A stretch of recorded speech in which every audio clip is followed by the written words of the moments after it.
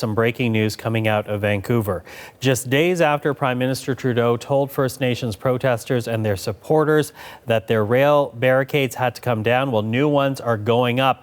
The latest on a busy section of track in East Vancouver. It went up just a short time ago. Let's go to the CBC's John Hernandez. He's at scene right now. So John, hello to you. Describe for us what's going on there. Yeah, dozens of people have crowded this very busy train track here in East Vancouver. They got here around 11 o'clock. This, of course, one of many blockades happening around the country in solidarity with the Wet'suwet'en hereditary chiefs. Beside me here is protester Maxime Tom. Maxime, why did you guys come out here today? Land defender. Because we want RCMP off of our Yinta and CGL. Like what is the confusion? It's one point. CGL and RCMP off of our land. Easy. You know, come on, you guys, get it together. Maxine, what does this fight mean to you?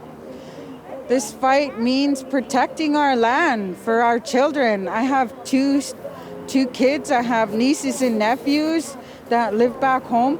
I lived off of the land with my great-grandparents, my great-uncles.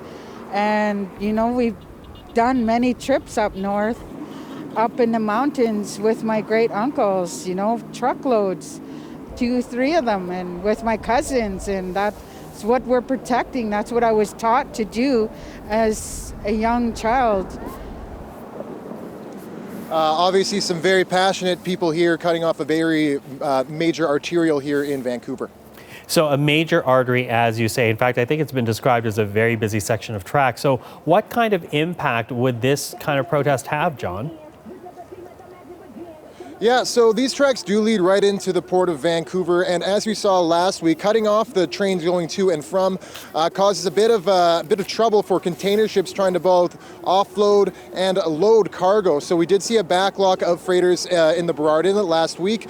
There's no telling what impact that will have on the inlet quite yet, but obviously they are making a statement here and some concerns for CN, which says it's monitoring the situation as it unfolds. Okay, John, thank you for that. The CBC's John Hernandez at a new protest site in East Vancouver. Meanwhile, back in northern BC, in the heart of the territory of this dispute, some Wet'suwet'en people say they are still being harassed by the police, despite the RCMP saying that they have pulled back. It was very clear in the press release, in our hereditary chief's statements, that we wanted the police off of our territory entirely. It doesn't meet that condition by moving, 20 kilometers down the road to Houston and then increasing their presence through patrols and continually harassing our members who are simply accessing our territory or conducting business for us, like the maintenance of our healing center.